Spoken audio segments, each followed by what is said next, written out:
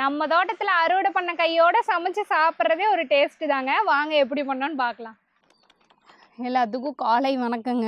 எப்பவுமே பார்த்தீங்கன்னா ஒரு டிஷ் 2 டிஷ் செய்வோம், அதுக்கே நேரமாயிடும். இன்றைக்கி பார்த்திங்கன்னா 3 டிஷ் பண்ணணும். அது இல்லாமல் பார்த்திங்கன்னா நம்ம தோட்டத்திலே அறுவடை பண்ணி வைக்கணும். அதனால் இப்போ முதல்ல இந்த டிஷ்ஷை பண்ணிவிட்டு அப்புறம் அடுத்தடுத்து போய்க்கலாம். இல்லை ஆடி நோம்பியில் எப்படி கொண்டாடினீங்க? நாங்கள் பார்த்திங்களா தேங்காயெல்லாம் சுற்றி சூப்பராக கொண்டாடினோம்.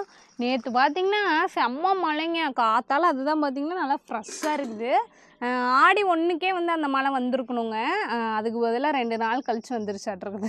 நேற்று வந்து நல்ல ஒரு மழை, எதிர்பார்க்கவே இல்லை, திடுதிப்புன்னு மழை வந்துருச்சு. அவ்வளோதாங்க. இது வந்து பொறுமையாக வேகட்டுங்க. பொறுமையாக நல்லா மொறுன்னு வந்துச்சுன்னா சூப்பராக இருக்கும். நம்ம போய் வந்து அடுத்து அறுவடை பண்ணிக்கலாம். காய் அறுவடை ஒன்று பண்ணணும், அது பண்ணிட்டு வந்துடலாம் வாங்க. அத்தை பார்த்திங்கன்னா நேற்றே அந்த காய் பொறிச்சு வைக்க சொன்னாங்கங்க. நான் தான் வந்து சரி காத்தால் தான் செய்ய போகிறேங்கிட்ட, அதனால் காத்தாலே பொறிச்சிக்கலாம் அப்படின்ட்டேன். ஏன்னா அந்த செய்யறப்ப பொறிச்சு செஞ்சால் தாங்க அதோட டேஸ்ட்டே இன்னும் கூடுதலாக இருக்க மாதிரி இருக்கும். அதனாலேயே செய்யறப்பவே பொறிச்சிக்கிறது. கேருங்க எப்படி படர்ந்து கிடக்குதுன்னு. இதுக்கெல்லாம் குச்சியெல்லாம் வெட்டி வச்சுருக்கோங்க பந்தல் போடுறதுக்கு. ஆனாலும் நீங்கள் பந்தலை எப்போயோ போடுங்க, நான் வந்து காய் வச்சுட்டே இருப்பேன்ட்டு. இங்கே வேறுங்க பிஞ்சு விட்ருக்கா, நிறையா பிஞ்சு இருக்குங்க அங்கங்கே. காயுமே பெருசாகிடுச்சு.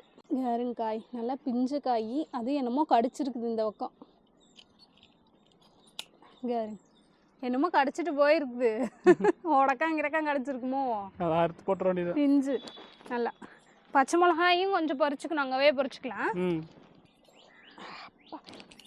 இங்கே வருங்க 2 காய் பிஞ்சு காய், அதுவும் மழை வேற இப்போ நேற்று நல்லா அடித்து ஊற்றிருக்குதுங்க. அதுக்கு பார்த்திங்கன்னா இன்னுமே நல்லா வந்து பிஞ்சு அதிகமாக வைக்கும். இனிமேல் பந்தல் போட்டோம்னா நல்லா காய்ச்சி தொங்கும். அந்த பக்கம் போட்ட மாதிரியே காய்ச்சி தொங்கும் நல்லா. காய் பொறிச்சாச்சுங்க. நீ பச்சை மிளகாயும் நம்ம தோட்டத்தில் இருக்குது பொறிச்சிக்கலாம்.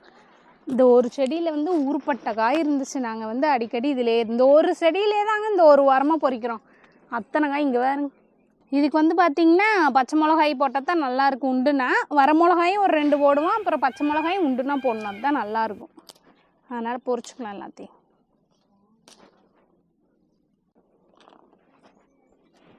அடுத்து இங்கே பாருங்க, தம்பட்டை அவரையிலே குத்து செடி மாதிரி செடியில் வந்து வர்றது இது. இதுலேயே காய் இருக்குது பாருங்க. ஏற்கனவே வந்திங்கன்னா அவரைக்காய் கொஞ்சம் பொறிச்சு வச்சுருக்கோம், கடைசி காய். அவ்வளோதான், நீ மறுக்கா பந்தல் போட்டால் தான் நல்லா காய்க்கும். அது போக இந்த காய் இருந்துச்சு, தம்பட்டை காய் பாருங்க, பெரிய கொடியில் வரும். இது வந்து செடி ஐட்டம், செடியிலே வர்ற காய் பாருங்க.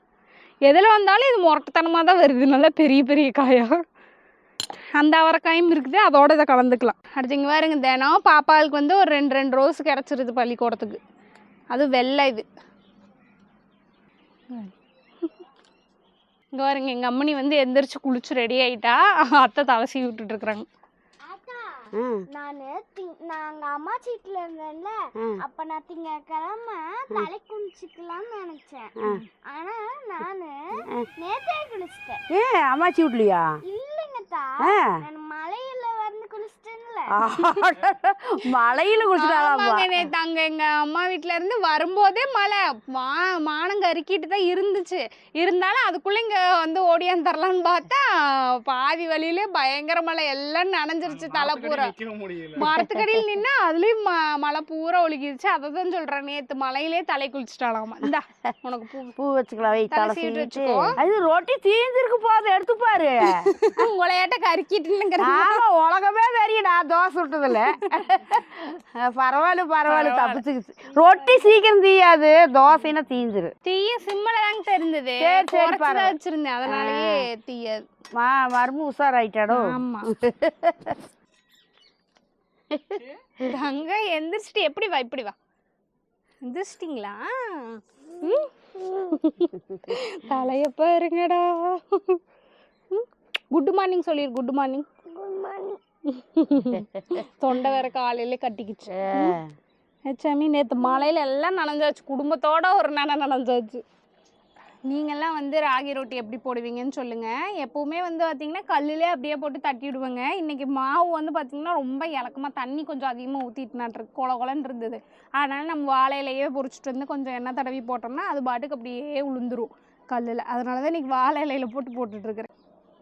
நான் முன்னே சொன்ன மாதிரி நைட்டு நல்லா மழை பெஞ்சதுக்கு காத்தாலே சூடாக இந்த ராகி ரொட்டி பார்க்கும்போது உட்காந்து சுடவே முடியல. இந்த சுட்டதை இப்போ திங்கணுன்னே தோண்டிட்டு இருக்குது எனக்கு. நல்லா அப்படியே குழு குழுன்னு இருக்குதா ஊட்ட சுற்றியும் மழைக்கு அதுக்கும் நல்லா இருக்குது. இங்கே பாருங்க அப்படியே அழுங்கா அப்படி எடுத்தோம்னா வந்துடும். சரிங்க, இனி இந்த ரொட்டி வந்து மெதுவாக அது வெந்துட்டுருக்கோம். இனி அடுத்த வேலையை வந்து ஆரம்பிக்கலாம். போய் காயை முதல்ல கழுவிட்டு வந்துடலாம். சரிங்க, காய் எல்லாத்தையும் அலசிட்டு போய் உட்காந்துக்கிட்டோம்னா ஒட்டுக்கா வேலையாயிரும். நான் கொஞ்சம் பொரிச்சு வச்சுருக்கேன்னு சொன்ன பார்த்தீங்களா அவரைக்காய், அதையும் கையோடு எடுத்துகிட்டு வந்துட்டேன்னா எல்லாத்தையும் ஒட்டுக்கா கழுவிட்டு போய்க்கலாம். காய் நல்லா பிஞ்சு காய் 2 காய்.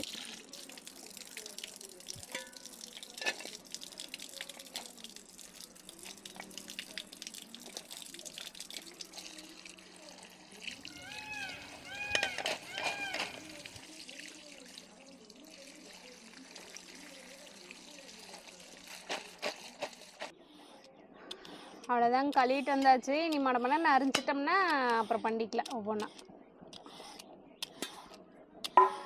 ரொட்டி பார்த்தோன்னே கண் கொலை தாவது 2 வாயில் ஓட்டுக்கலாம் ருசி மறக்கவே முன்னிருந்து கண்ணு உறுத்திட்டே இருந்தது. பாருங்க எங்க அத்தை சுடவும் இப்போ எங்க அத்தைக்கு உறுத்துது. நீ ஒரு வாயில் ஓட்டே ஆமா சூப்பரா இருக்கு. நானே வேகட்டும்னு வெயிட் பண்ணிட்டு இருந்தேன். ராகி ரொட்டி கொஞ்சம் மெதுவாக தான் வேகணும். அது இது கரெக்டான அடுப்புங்க இந்த ராகி ரொட்டிக்கெல்லாம் பொறுமையா வேகும். நீங்க கையிலே போடுறீங்க? ஆமா, இது போடும்போது நல்லா இறக்கமா இருந்ததுங்க. இப்போ கொஞ்சம் கெட்டி ஆயிடுச்சு. கையிலேயே போட்டுக்கலாம்.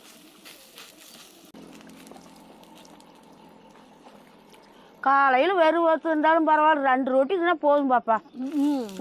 உடம்புக்கு நல்லது. அதுவும் இன்னைக்கு குழு குழுன்னு இருக்கு கிளைமேட் பாருங்க. மழை வேற வேணுதுல்ல. நேத்து வர பட்டையான மழைங்கிட்ட. அப்புறம் அங்க புளிய மரத்து கடையில ஒரு வீடு இருந்தது.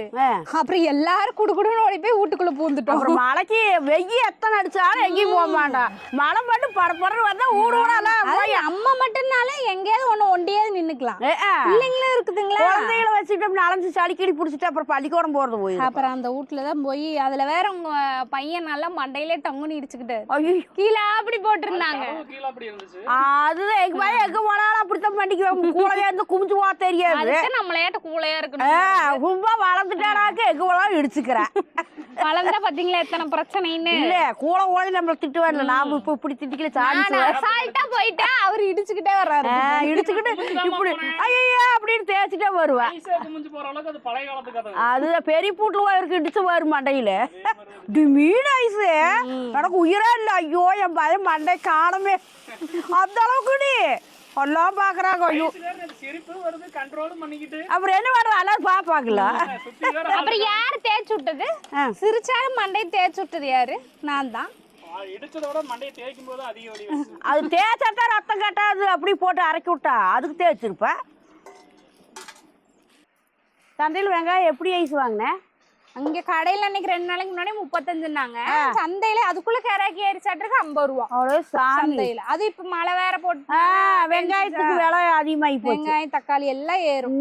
எல்லாமே விலை அதிகம் தான் விக்குது. காயே இப்ப கராக்கிங்க நமக்கு அதுதான் நம்ம தோட்டத்தை வச்சே காய் முடிவு பண்ணிக்கலாம். நமக்கு நல்லா காய்ச்சா சந்தையில காய் நல்லா இருக்கு. காய் நமக்கே வரல. அப்ப யாருக்குமே எங்க காய் வந்திருக்காது. அதெல்லாம் சரியில்லை. இனிமேல ஆடி பட்டம் போடுவாங்க. அப்புறம் சம்பளம் போடுவாங்க. இந்த வெயிலுக்கு எங்கேயுமே வரலைங்க. ஆமா, பயங்கர வெயில் ஆயிடுச்சு இந்த வருஷம். பங்குனி சித்திரை வேட்டை அடிக்குது. ஆடி மாசத்துல கண்ணை மூடிட்டு கிடக்கு, மழை மூடிட்டு இல்லாம இருக்குமா? கத்திரிக்காய் நம்ம செடியில் சாத்தான ஒரிப்புமே கத்திரிக்காயே இல்ல பாருங்க. மழை வேந்தாத்தான் நம்ம மேல செடி போட்டு காய் வரும். ஆமா, அப்படியே வெயில் அடிச்சுட்டு இருந்ததுன்னா காய் அப்புறம் சதையில் கரைக்காவதுன்னு ஒண்ணு. இந்த அரைக்க வேண்டிய பொருளை மட்டும் அரைச்சிட்டு வெளியே போய்க்கலாங்க. இதுல வந்து பாத்தீங்கன்னா தேங்காய், சீரகம், ஒரு 4 வெள்ளை பூண்டு போட்டிருக்கிறேன். அரைச்சிட்டு போயிட்டோம்னா கையோட வந்து தாளிச்சு விட்டுக்கலாம்.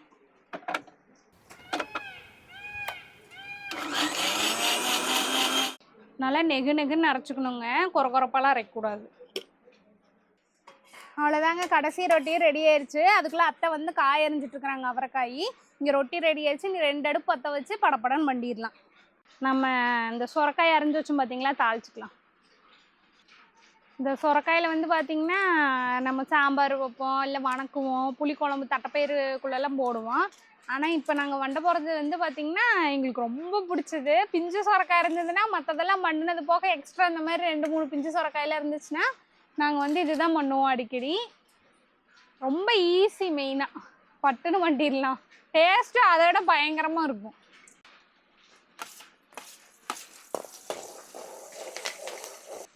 கருவேப்பிலை கிள்ளிக்கலாம் இருங்க. மடி இங்கேயே இருக்கு.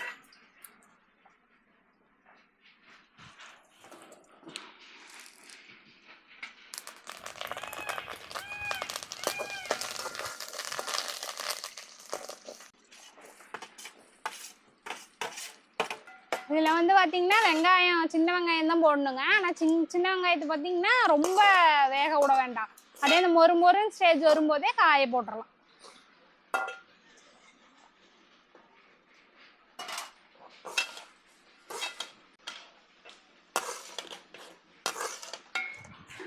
காய் வெந்துட்டு இருக்கட்டும், பாத்துக்கோங்க. நான் போய் பாப்பாக்கு தண்ணி வச்சுட்டு வந்துடுறேன். சரி, நீ வணக்கு, நான் போய் பிள்ளை பார்த்தெல்லாம் ரெடி பண்ணிக்கிறேன். குளிச்சு சரி கொண்டாங்க.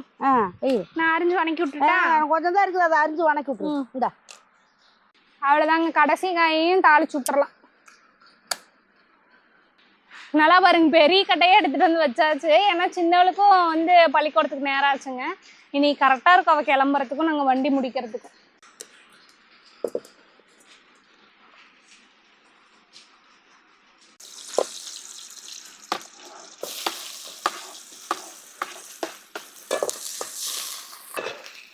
அந்த சீமனை அடுப்பில் பார்த்தீங்கன்னா தீ வந்து ஒரே மாதிரி எரியுங்க. அதனால வந்து கொஞ்சம் ஸ்லோவாக ஆகும். ஆனால் விறகடுப்பு அப்படி கிடையாது. நம்ம எவ்வளோ விறகு வைக்கிறோமோ அதுக்கேற்ற மாதிரி தீ எரியும், படப்படன்னு ஆயிடும். தோசைக்கு, ரொட்டிக்கு, அதுக்கெல்லாம் அந்த சீமனை அடுப்பு பெஸ்ட்டு. நல்லா நின்று வேவறதுக்கு அப்படியே இதில் விட அதில் டேஸ்ட்டாக இருக்கும்.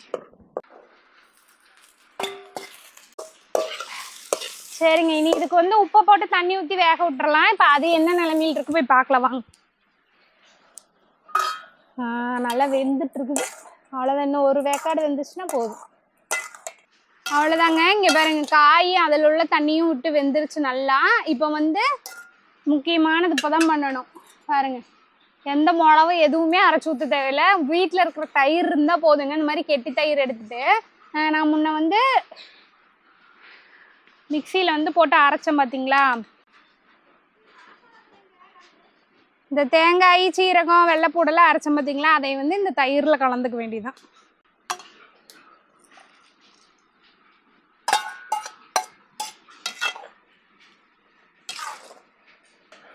இதை ஊற்றின உடனே அடுப்பு வந்து அமுச்சிடணுங்க. இல்லைன்னா ஏன்னா தயிர் ஊற்றினோம்னா திரியாக போயிடும். கரைச்சதை ஊற்றின உடனே ஆஃப் பண்ணிடுங்க. சரிங்க, இது அப்படியே கொஞ்சம் ஆறட்டும். இதுக்கு ஒரு தாளிப்பு கொடுக்கணும். அதுக்குள்ளே அவரைக்காய் வந்து வெந்துருச்சான்னு பார்த்துட்டு வந்துடலாம். அதை இறக்கிருங்க, சுண்டிருச்சு. இது தேங்காய் ஓட்டாச்சு, இறக்கில.